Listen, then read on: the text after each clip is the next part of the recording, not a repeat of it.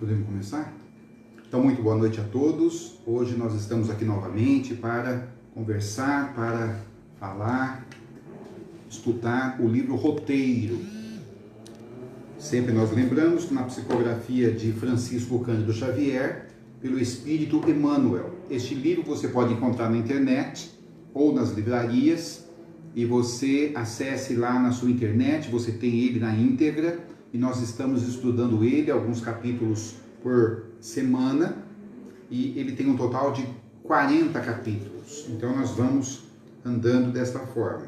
E hoje, em especial, nós vamos aqui falar do capítulo 5º, nos círculos da matéria. Um capítulo muito interessante, um capítulo que eu convido todos, então, a acompanhar conosco a leitura, os comentários. Se você quiser mandar alguma pergunta, se você quiser mandar algum comentário também, nós estamos abertos aqui nessa live, hoje que é dia 7 do mês de abril do ano de 2020. Estamos recolhidos em nossas casas, não estamos atendendo nem estudando na casa espírita, então nós estamos proporcionando para vocês, na noite de hoje, este momento de reflexão.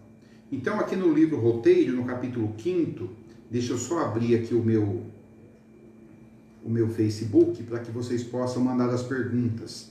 A Isabela está aqui no apoio. Qualquer coisa ela também repassa aqui os seus comentários, suas perguntas, conforme nós vamos então estudando. Muito bem.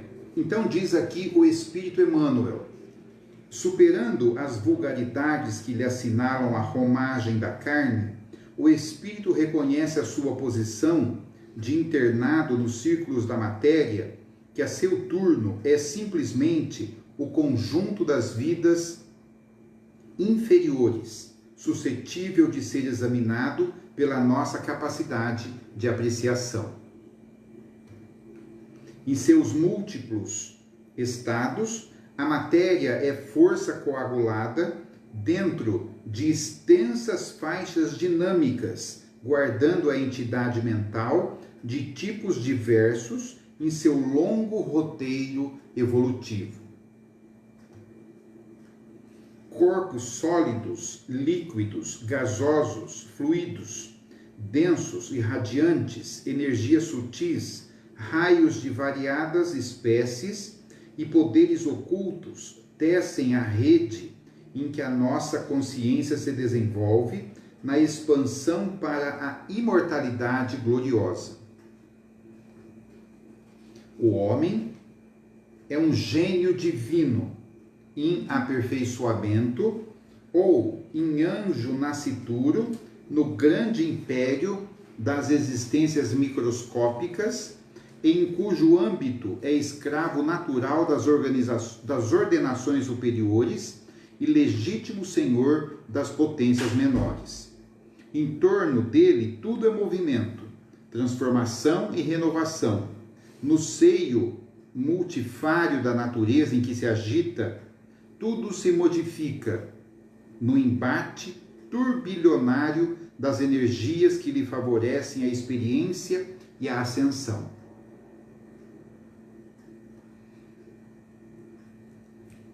Só um minutinho, vou fazer aqui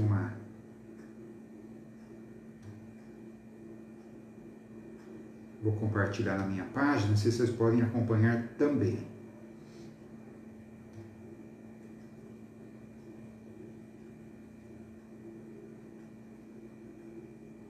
Pronto.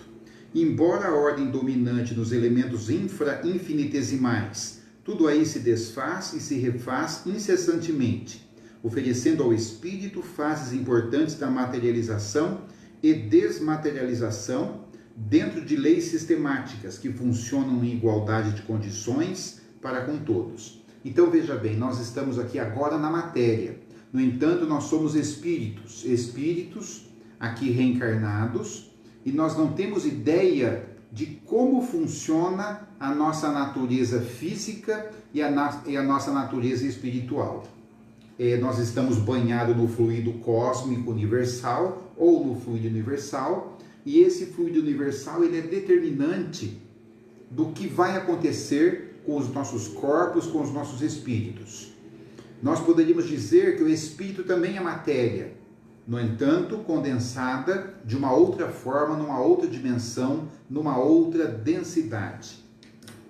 Então, vamos só continuando aqui. Ele diz assim: mas, além dos elementos químicos analisados entre o hidrogênio e o urânio, que se agrupam no planeta, fazem as linhas de força do mundo subatômico, geradas pelas potenciais elétricos e magnéticos que presidem a todos os fenômenos da vida, e, por trás dessas linhas positivas, neutras ou negativas, que constituem a matéria, verdadeira aglomeração de sistemas solares microscópicos e de nebulosas infinitesimais, permanece o pensamento que tudo cria, renova e destrói para desfazer. A energia mental é o fermento vivo que improvisa, altera, constrange, alarga, assimila, desassimila, integra, pulveriza ou recompõe a matéria em todas as dimensões. Por isso mesmo, somos o que decidimos, possuímos o que desejamos, estamos onde preferimos e encontramos a vitória, a derrota ou a estagnação, conforme nós imaginamos. Então, conforme a ciência avança, nós temos mais elementos para entender a vida, para entender o nosso corpo físico e também para entender o nosso corpo espiritual.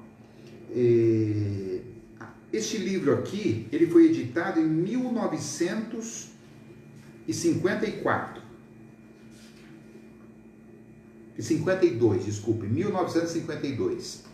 E nesta época a ciência já avançava a passos largos. Nós estamos falando aí em 70 anos atrás, pouco mais, não é? Ou em torno disso.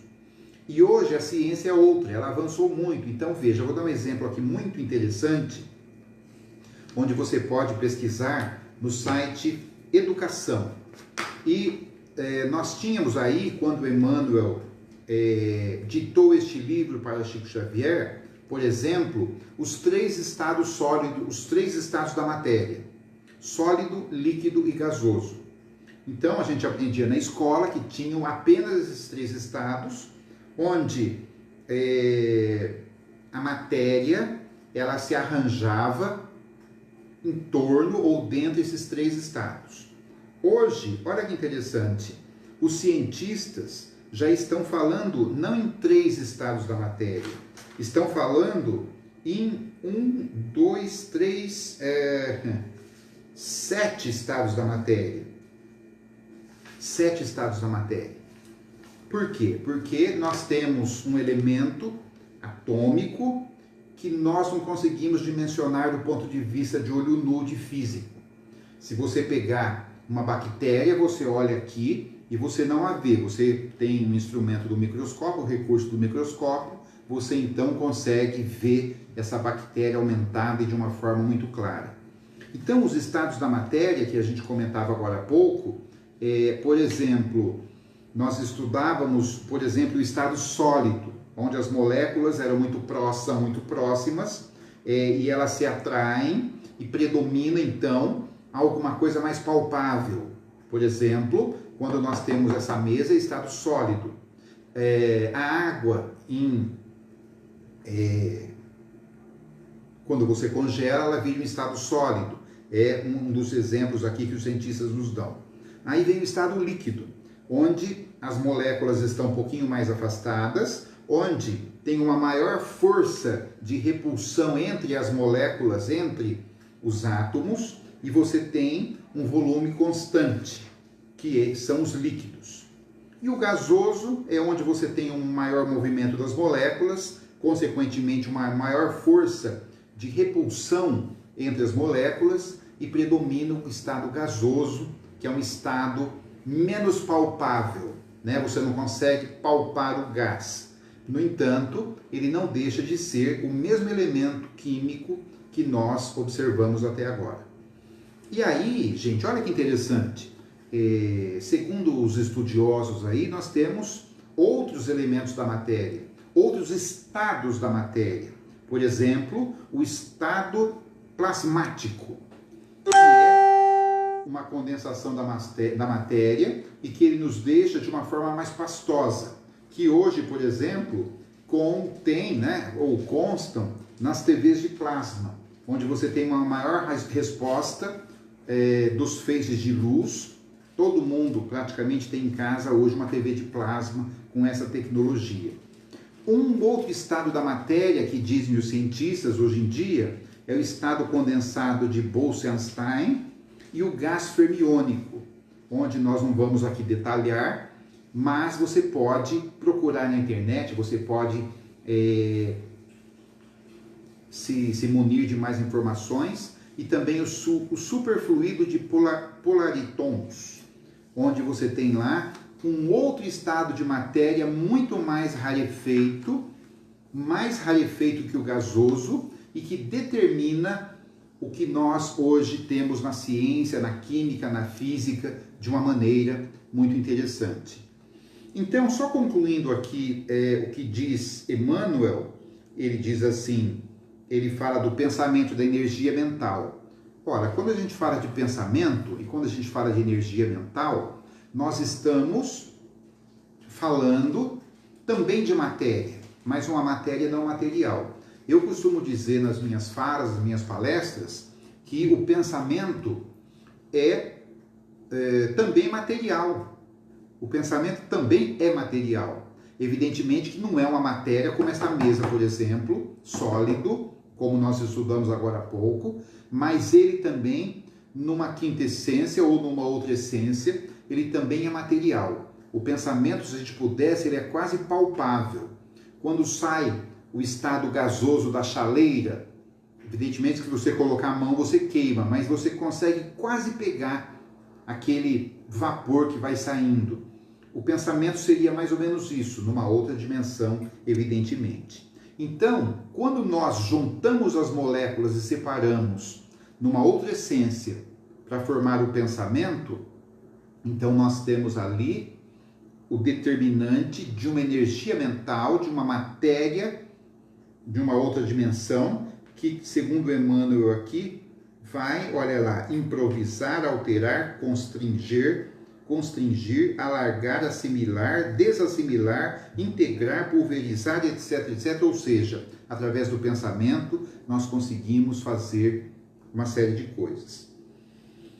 Então, aqui, continuando, a história da criação no livro de Moisés, idealizando o Senhor diante do abismo, simboliza a força da mente perante o cosmos. Então, através da mente, nós conseguimos materializar aquilo que nós queremos, aquilo que nós precisamos e aquilo que nós somos. Então, faça-se a luz, determinou a divina vontade, e a luz se fez sobre as trevas. Por nossa vez, cada dia proclamamos com as nossas ideias, atitudes, palavras e atos. Faça-se o destino, e a vida nos traz aquilo que dela reclamamos. Os acontecimentos obedecem às nossas intenções e provocações manifestas ou ocultas. Encontraremos o que merecemos, porque merecemos o que buscamos. Repetindo, segundo Emmanuel, encontraremos o que merecemos, porque merecemos o que buscamos. A existência, pois, para nós, em qualquer parte, será invariavelmente segundo os nossos pensamentos. Assim diz o capítulo 5º do livro Roteiro. Muito bem. Então, já caminhando para o capítulo 6º, para a gente não perder aqui o nosso fio da meada, o capítulo 6º, ele fala sobre o perispírito. Ele diz o seguinte: como será o tecido sutil da espiritual roupagem que o homem envergará sem o corpo de carne além da morte? Então veja, nós somos corpo e espírito. Quando o corpo se desintegra através do desencarne ou do falecimento, como se chama aqui na Terra, resta o espírito. Como é que o espírito se apresenta? Muita gente pergunta isso. O espírito tem roupa? O espírito tem cabelo? O espírito tem pele? Né? Como é que o espírito se apresenta? Se ele é essência, se ele é um fechinho de luz, vamos dizer assim, ou luz não, de energia, ele se apresenta na forma do perispírito, que seria um corpo do espírito. Então, os espíritos que se apresentam para nós, eles se apresentam, se visualizam, se deixam ver através do seu perispírito. Olha, tem um cientista muito importante aqui, que é o Dr. Hernani Guimarães Andrade. Dr. Hernani, ele viveu de 1913, viveu fisicamente de 1913 até o ano de 2003. E ele foi um engenheiro, um pesquisador. Ele fundou o IBPP, Instituto Brasileiro de Pesquisas Psicobiofísicas, IBPP. E ele, mineirinho lá de Araguari, ele dizia o seguinte sobre o perispírito. O perispírito é o modelo organizador biológico. Então, tudo que nós fazemos aqui, nós deixamos imprimido ou impresso no perispírito. Quando nós desencarnarmos, o espírito vai para o lugar que ele tem que ir e leva com ele impresso na sua roupagem, que é o perispírito, tudo que nós vivemos aqui. Então, por isso que é importante as virtudes, né? Nós fazermos uma série de coisas aqui em que nós não manchemos o perispírito, né? Em que a gente vai levar para o lado de lá. E o Dr. Hernani diz aqui de uma forma muito, muito interessante que o perispírito é o modelo organizador biológico. Mas muita gente pergunta do que é feito o perispírito. Do que se forma o perispírito? Ele é formado do quê? Com que elemento é constituído o perispírito? Então vamos ver agora o que Emmanuel diz assim. Tão arrojada é a tentativa de transmitir informes sobre a questão aos companheiros encarnados, quão difícil se faria esclarecer a lagarta com respeito ao que será ela depois de vencer a inércia da crisálida.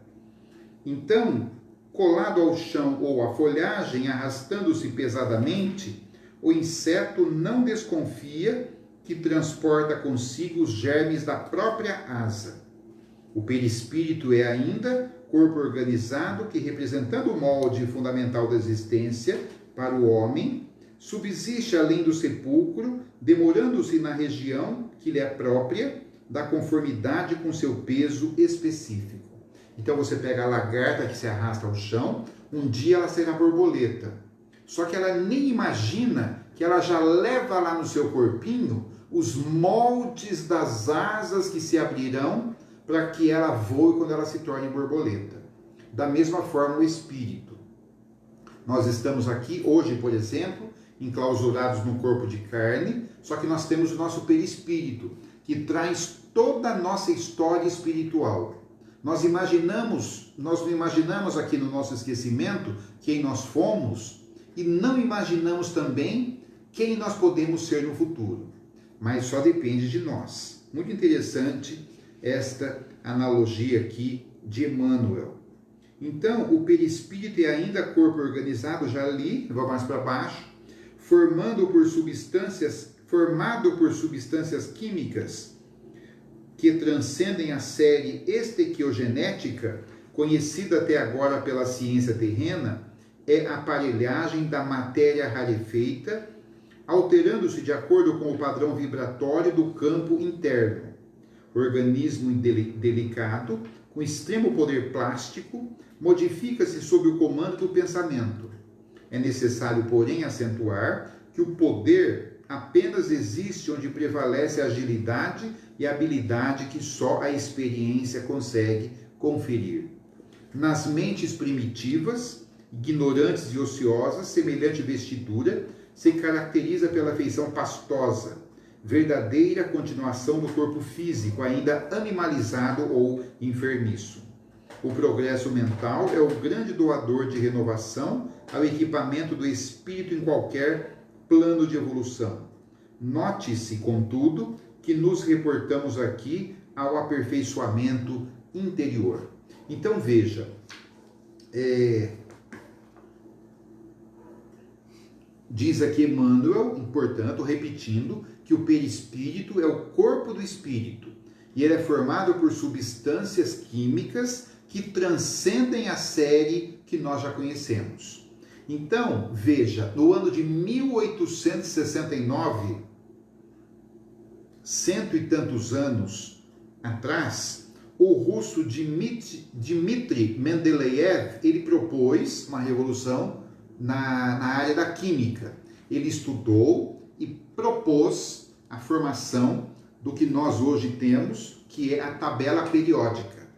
Então ele estudou a massa atômica de cada elemento químico e ele formou,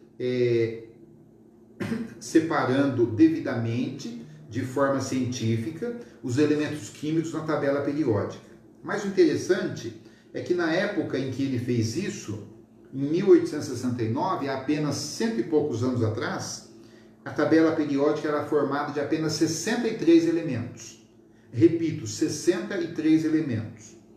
E interessante que o Dmitri, ele sabia que a coisa não ia parar por aí. Então o que ele fez? Ele deixou espaços na tabela para que elas fossem preenchidas pelos cientistas que viriam à frente, porque ele sabia que outros elementos seriam descobertos na natureza e que também iriam compor a tabela periódica de elementos. Então, dos 63 elementos que haviam na tabela periódica original, hoje, na nossa tabela periódica que os alunos estudam na escola, que os químicos utilizam nos laboratórios, nós temos 118 elementos. E ainda tem espaço para mais. Então, voltando ao perispírito, o perispírito, com certeza, não tenho medo de dizer que ele é formado por um elemento químico que não consta ainda na tabela periódica, mas que um dia pode constar, porque nós não sabemos. Ou pode não constar também, não é? Porque não somos nós que determinamos. Então, gente, Allan Kardec, o codificador da doutrina espírita, olha o que ele fala sobre o perispírito. Preste atenção. O homem é um espírito encarnado em um corpo material. O perispírito é o corpo semimaterial que une o espírito ao corpo. Eu vou repetir. O homem é um espírito encarnado em um corpo material. O perispírito é o corpo semimaterial que une o espírito ao corpo. Allan Kardec. Então nós que somos espíritos, somos ligados ao nosso corpo de carne através do perispírito, que é o corpo do espírito, roupagem do espírito, invólucro do espírito, como vocês queiram chamar. E aí, todo o nosso progresso fica impresso no perispírito e nós levamos daqui para lá e de lá para cá esta bagagem que chega a ser até quase genética, não é? Bom, aí ele fala o seguinte: daí a razão de encontrarmos em grande número compactas falanges de entidades libertas dos laços fisiológicos, operando nos círculos de perturbação e da crueldade, com admiráveis recursos de modificação nos aspectos em que se exprimem. Não possuem meios para a acesse imediata, mas dispõem de elementos para dominar no ambiente que se equilibra. Não adquiriram ainda a verticalidade do amor que se eleva aos santuários divinos na conquista da própria sublimação, mas já se iniciaram na horizontalidade da ciência, com que influenciam aqueles que de algum modo ainda lhes partilham a posição espiritual.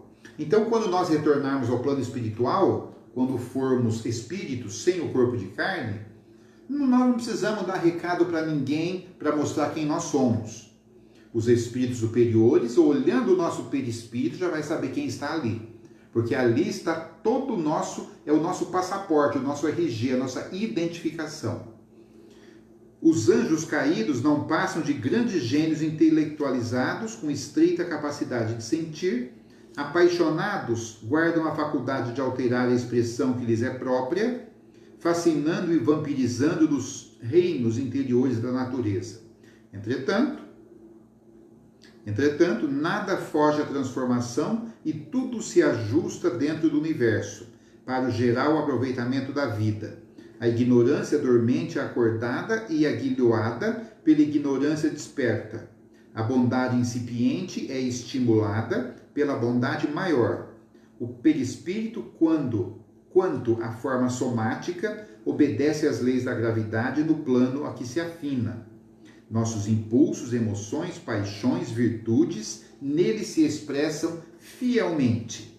Por isso mesmo, durante séculos e séculos, nos demoramos nas esferas da luta carnal ou nas regiões que lhes são fronteiriças, purificando a nossa indumentária e embelezando-as, a fim de preparar, segundo o ensinamento de Jesus, a nossa veste nupcial para o banquete do serviço divino. Falando em perispírito, basta ou vale lembrar aqui o livro Nosso Lar, de André Luiz, quando em um dos capítulos, e no capítulo intitulado O Vampiro, quem já leu o Nosso Lar vai se lembrar desse episódio em que a enfermeira Narcisa e o próprio espírito André Luiz foram chamados até os portões de Nosso Lar para socorrer uma criatura que lá estava. Lá chegando, eles notaram a presença de um espírito feminino, era uma mulher, evidentemente desencarnado, e logo já ia se abrir o portão quando o orientador espiritual pediu que se observasse o perispírito daquele espírito. E foram notadas várias manchas escuras, dezenas de manchas escuras. E depois nós ficamos sabendo, através da literatura de André Luiz, que cada mancha escura que havia plasmado naquele perispírito era nada mais, nada menos do que um aborto delituoso provocado ou feito por aquela senhora que ali estava.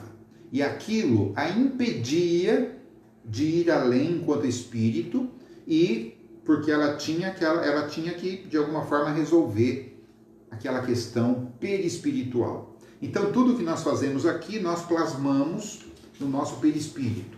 É por isso que o Dr. Hernani diz aqui que é o modelo organizador biológico, e não tenham dúvidas. Tudo que estiver plasmado no nosso perispírito, fruto do que nós somos e do que nós fizemos aqui, vai ter uma consequência direta, não só na nossa vida futura, mas também no nosso corpo futuro. Então, se o nosso corpo hoje é assim ou assado, é um resultado, uma consequência de nós mesmos, não é? E aí é um caso para se pensar, não é verdade? Mas aí, então, meus amigos, nós concluímos o capítulo 6º, aqui do livro Roteiro, Psicografia de André Luiz, Psicografia de Franciscano Xavier, através do Espírito Emmanuel. E aí nós voltamos de novo na quinta-feira, onde nós faremos o capítulo 7, o capítulo 8. Quem tiver interesse em receber os capítulos de forma antecipada, vocês não acham na internet ou alguma coisa assim, se você não achar, deixa aqui uma mensagem inbox que nós mandamos para você o capítulo sem problema nenhum. Então nós queremos agradecer a todos que nos acompanharam, todos que nos acompanham nessa jornada aqui de estudar o livro Roteiro, durante essas semanas que nós estamos recolhidos. Agradecemos profundamente e aguardamos uma nova oportunidade. Obrigado, boa noite a todos. Até mais.